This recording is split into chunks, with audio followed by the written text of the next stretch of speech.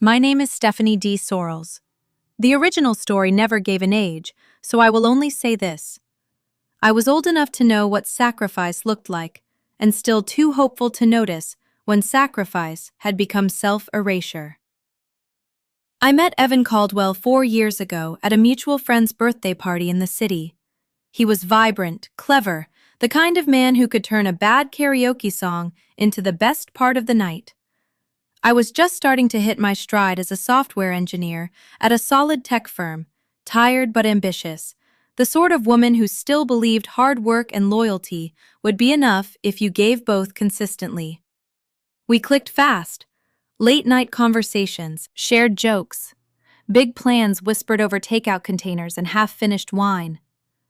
Evan told me early about his ex-girlfriend, Jada. They dated for 2 years in college and, according to him, it ended messy. Jada was adventurous, impulsive, always chasing thrills, quitting jobs, booking trips she could not afford, disappearing into whatever version of freedom felt exciting that month. Evan described her as unstable, draining, beautiful, but impossible to build with. I, on the other hand, was steady. That was what he said he loved about me. Stable job, savings account, plans. A future you could actually stand on. I took that as affection. Later, I realized steady can become a cage when someone starts missing chaos. After Evan and I got serious, he hit a rough patch.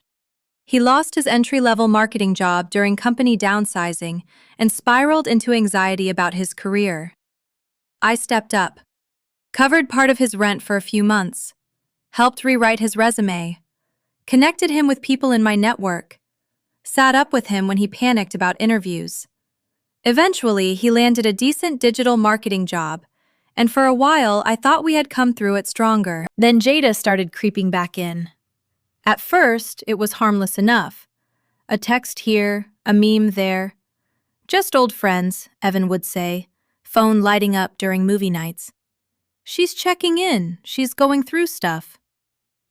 I wanted to be mature. I wanted to be the girlfriend who trusted her boyfriend, not the woman policing old history like a jealous teenager. But it escalated.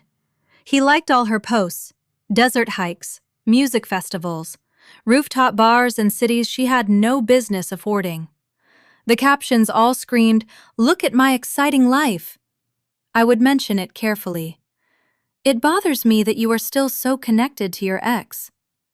He would roll his eyes. "Stephanie, don't be insecure. Jada is just a friend now. We have history, that's all." History. That word started to scrape against me. I overheard pieces of their calls. Evan laughing in a way he had stopped laughing with me. Evan venting about work stress to her before telling me anything. One night, I found him scrolling through old photos, one of him and Jada on a beach, arms around each other, looking sunburned and stupidly happy. "Why do you still have those?" I asked. He snapped immediately. "Memories do not disappear because someone new comes along. God, why are you always so paranoid?" I was not paranoid. I was loyal, committed, and maybe naive enough to think love meant giving someone time to prove your fear wrong. Meanwhile, my career was taking off. 2 years into our relationship, my company offered me a senior developer role in Amsterdam, bigger salary, relocation package, cutting-edge AI projects, the kind of opportunity people spend years trying to reach. I brought it to Evan, expecting excitement. He panicked. "I cannot uproot my life right now," he said. "My friends are here, my family is here, and Jada is going through a lot. I do not want to disappear when she needs support." Jada. Her pain had entered a conversation about our future.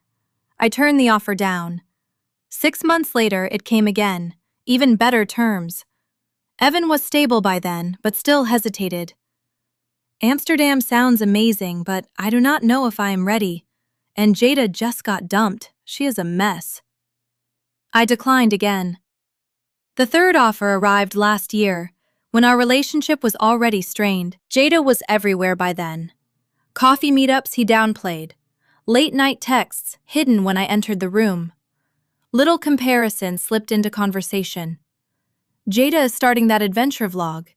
It is inspiring. Your job is great, but it is predictable. Predictable. That was what my sacrifices had become. When the Amsterdam email landed again, I brought it up over dinner. This could be huge for us, Evan. Fresh start, better life. He sighed, twirling his fork. If you are pushing this because you are jealous of Jada, that is on you. I want boundaries, I said. This feels like emotional cheating. His eyes hardened. I'm not cutting off my ex just because you're insecure. People can be friends after dating. Grow up. I stared at my plate, then I nodded slowly. Fair point. I excused myself, went to the bedroom, opened my laptop, and replied to the email. Accepted. Start date in 2 months. No speech. No fight. No announcement. Just the first quiet decision that belonged entirely to me. The next few weeks were a slow, quiet unraveling. Evan acted like nothing had changed. He still texted Jada openly, still smiled down at his phone in that private way people smile when they forget someone is watching them. Still posted vague little stories about loyalty and old connections. He believed the dinner had ended with me accepting his logic. He believed fair point meant surrender. It did not.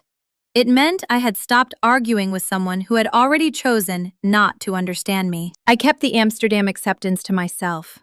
No announcement, no dramatic reveal, no late-night speech about everything I had sacrificed. I went to work, tied up projects, spoke with HR, signed the relocation paperwork, and scheduled shipping for the things I actually wanted to bring.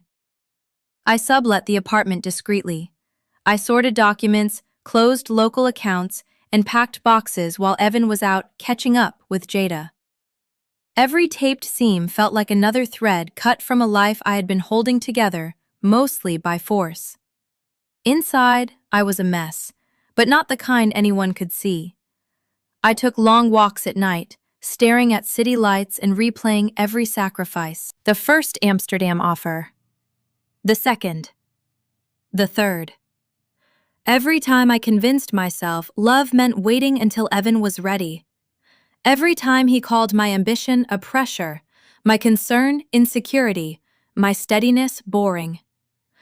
I wondered if I had wasted years or if those years had simply taught me the cost of not choosing myself. I did not lash out. I just detached. That is its own kind of grief. Things came to a head about a month before my move date. Evan had been distant, spending more time out with friends, which by then usually meant Jada. That night, he came home late, a little tipsy, cheeks flushed from whatever bar or rooftop had made him feel alive. He dropped onto the couch and sighed like he was exhausted by the burden of being wanted by 2 women. We need to talk, Stephanie. I sat across from him, calm. Already somewhere else, though he did not know it yet. Okay, what's up? He avoided my eyes and turned his phone over in his hand. This is not working. You are suffocating me with the jealousy stuff. Jada and I are just friends, but you keep turning it into a whole thing. I need space to figure out what I want. Space, I said, to figure out Jada. He rolled his eyes, and there it was again, that smug little expression that used to make me feel small. See? This is what I mean, insecure Stephanie. Jada gets me. She is fun, spontaneous. We talk about real things without all the judgment. You are always so safe, planning everything, turning down adventures like Amsterdam because you are scared of change. I almost laughed. I turned Amsterdam down for you, I said. 3 times. He waved that away like it was a receipt he did not want to read. Whatever. The point is, I deserve someone who matches my energy. Jada is not perfect, but at least she does not clip my wings.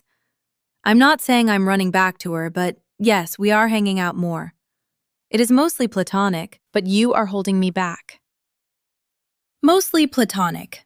That phrase told me everything. So you are choosing her friendship over us. Why does it have to be a choice? He snapped. But if you are forcing it, then yes. I am not cutting her off because you are threatened. That is manipulative. I looked at him for a long moment. This man who had guilted me into staying, then accused me of fearing change. This man who had leaned on my stability until he no longer respected the weight it carried. I think we should take a break, he said, crossing his arms. Maybe permanent. I will crash at a friend's tonight. Give you time to think about how controlling you have been.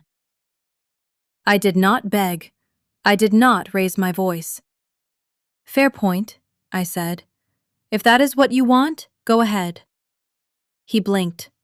That's it? What do you want me to say, Evan? You have made your choice clear. He grabbed his bag, angry now because I had denied him the satisfaction of being chased. You will regret this when you realize nobody else is putting up with your boring routine. Then he slammed the door. I stood alone in the apartment, listening to the silence he left behind. Part of me wanted to call him back and explain Amsterdam, to make him understand the irony, to show him what he had just thrown away. But that would have been begging in a better dress. Instead, I texted my boss. Move is on, wrapping up here. Then I blocked Evan's number, not out of spite, for peace. The next morning, I finalized the sublet, packed the rest of my things, and began saying quiet goodbyes to the people who had actually cared.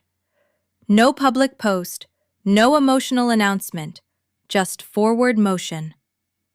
2 weeks later, I handed the apartment keys to the new tenant, a quiet grad student who knew nothing about the history in those walls. Place is yours now, I said. Then I checked into a hotel near the airport.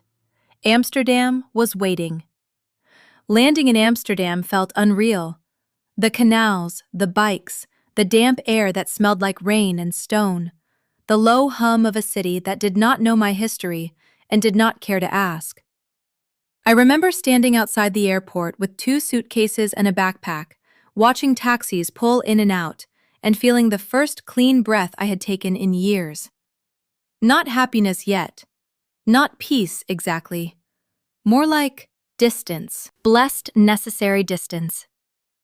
My new team welcomed me like I had not just crawled out of the ruins of a relationship.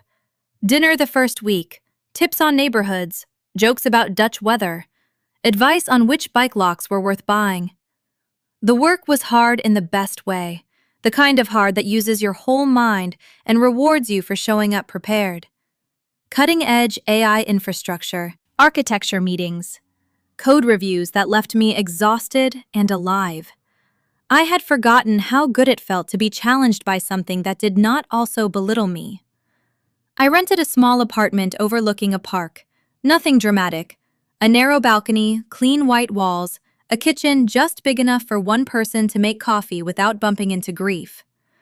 On weekends, I explored museums, markets, quiet streets along the canals. I learned enough Dutch to order badly and apologize politely. My life became unfamiliar, and that was exactly what I needed. The confusion faded slowly. At first, I still woke up expecting the old mental math. What would Evan think? Would this make him feel left behind? Was I being selfish? Then I would remember I was alone in a city I had chosen, in a life he had mocked as too big for me, and the questions would dissolve. Friends back home kept me loosely updated, though I never asked. About a month after I moved, a buddy messaged. Thought you should know, Evan and Jada are basically official now. Festival photos everywhere. I looked at the message while drinking coffee near the window. I felt a small, dull ache, then nothing sharp. Predictable. Almost boring in its predictability. I wished them whatever version of happiness they thought they had found, and closed the chat.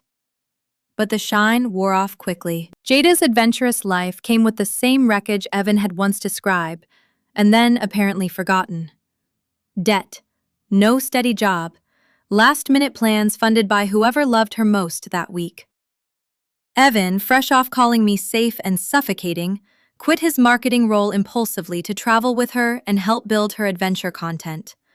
A blog, a channel, a brand, something hazy enough to sound exciting and unstable enough to ruin him. They bounced around for a while. Road trips, festivals, cheap rentals. Jada posting sunsets and captions about choosing freedom. Evan smiling beside her like a man determined to prove he had not made a catastrophic mistake. Friends started distancing. The mutual circle saw through the story faster than he expected, especially after someone overheard him mocking me at a gathering, calling me too structured to understand real passion. Then the cracks showed. Arguments over money. Jada flirting openly with other men. Evan stranded in a random town after she left him with a hotel bill and said she needed space. The irony was so precise it almost felt written by someone petty. But life does not need to be petty. It just repeats patterns until people finally notice. Evan scrambled back home jobless, dipping into credit to cover rent. His social posts shifted from smug couple shots to vague quotes about betrayal, growth, and learning who is really there for you. His family, who had once treated me like the sensible girlfriend who should always compromise, started realizing the exciting woman he chose had not brought out his best self. She had simply removed the guardrails. Professionally, he struggled. Quitting abruptly made interviews harder. The network I had helped him build was thinner without me quietly holding doors open. He applied for roles, got rejected, and posted about toxic corporate culture after each one. I did not gloat. I was too busy living. Amsterdam grew around me. Promotion talks began earlier than expected. I spent weekends in Paris, Brussels, Copenhagen. I met people who knew nothing about Evan, nothing about Jada, nothing about how many times I had abandoned my own future for someone who later called me afraid of change. They knew me as Stephanie, the engineer from the Amsterdam office, the woman who asked precise questions and biked terribly but confidently. Then the emails started. The first one came 3 months after the move, to my work address. "Stephanie, hey, heard you're in Amsterdam now. Wow. Congrats, I guess. I know things ended badly, but I miss talking. Jada was a mistake. She is not who I thought. Can we chat? Just as friends?" I read it at a cafe while bike bells rang outside. No sympathy stirred. I archived it without replying. Then came text from unknown numbers. "It's Evan. Please don't ignore me. I messed up." Then voicemails. "I was smug. You did not deserve that. We had something real." Then anger when silence did not reward him. "You are being cold. I thought you were better than this." His sister messaged me too. His mother called from a withheld number, asking me to be the bigger person because Evan was unraveling. I deleted all of it. The man who had called me insecure now needed my steadiness again. But I was no longer available for rescue. The final reversal did not happen all at once. It came in pieces, the way consequences usually do. Evan tried soft first, emails about missing our late-night talks, messages about how Jada had changed him, voice notes where he apologized for calling me insecure, then somehow ended by explaining how broken he was. When softness failed, he tried guilt. His sister wrote that he was crying every night. His mother said I knew him better than anyone, and that if I cared at all, I would at least give him closure. Closure is a word people use when they want access. I gave him none. Then, about 4 months after I left, Evan showed up at my old apartment. I know because the new tenant emailed me that evening, confused and slightly amused. Apparently, Evan had stood in the hallway with flowers, rehearsed and pale, asking if Stephanie was home. The grad student opened the door in sweatpants and told him I had moved out months ago. Evan thought he had the wrong unit. He checked the number twice. The tenant said, "She lives in Amsterdam now," and closed the door. That was when he finally understood I had not been taking space. I had left the entire life. He sent one last email that night. Subject line: I didn't know you were serious. I did not open it. The subject told me enough. That had always been the problem. He thought I could be hurt, postponed, dismissed, compared, and still remain exactly where he left me. 6 months after moving, I flew back for a mutual friend's wedding. I kept it quiet, but word travels in old circles. The venue was outside the city, all string lights, white linens, and the kind of laughter that sounds louder when you have spent months rebuilding in another country. I was not there to make a point. I wore a navy dress, clean lines, no drama, and I felt comfortable inside my own skin in a way I never had beside Evan. I was at the bar during cocktail hour when I saw him. Evan looked like someone who had been sleeping badly for months. Rumpled suit, tired eyes, the careful confidence gone. He crossed the room quickly, like he was afraid I might vanish if he waited. "Stephanie," he said, "you're here." "I am." "You look—" He stopped, swallowing whatever word came next.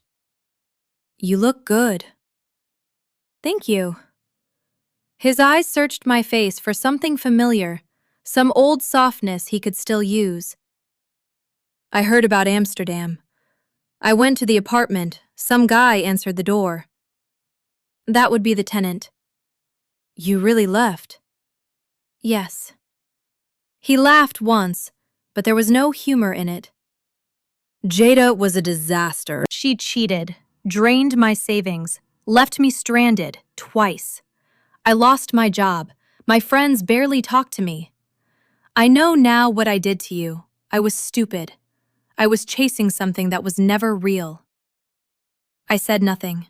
He stepped closer, lowering his voice. "You were my rock. I threw that away. But maybe we needed this.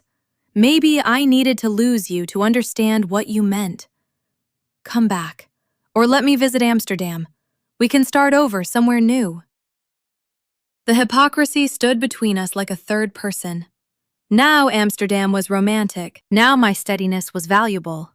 Now the life I had begged him to consider was suddenly the dream, because it no longer belonged to him. "No," I said. His face shifted. "That's it? That is it? After everything, you are just done? You chose Jada. You chose the version of yourself you wanted to become with her. I respected that choice. Now you have to live with it." His jaw tightened. "My family thinks you are cruel." "Tell them hello." He stared at me. "Their opinions do not matter anymore," I said calmly. "Neither does yours. I built something in Amsterdam, a new role, a new city, a new perspective. You are not part of it." His eyes filled, but the tears did not move me. They arrived too late to mean anything useful. "You really do not care?" I looked at him, and for the first time, there was no anger left to spend. "You are irrelevant to my happiness now." That was the moment he understood the reversal. Not that Jada had failed him, not that his life had collapsed, that I was standing in front of him, whole, calm, successful, and unreachable. He muttered something about me regretting it, but even he did not sound convinced. I picked up my drink and returned to the reception. A friend pulled me into a conversation about canal apartments, impossible Dutch stairs, and weekend trips to Paris. I laughed. Not for Evan. Not at him. Just because the moment was light, and I was inside it. 2 days later, I flew back to Amsterdam. Promotion sealed. New projects waiting. A life that hummed forward without asking permission from anyone I had outgrown. Evan called me predictable once. He was wrong. I was not predictable. I was patient. And when I finally moved, I moved farther than he ever imagined.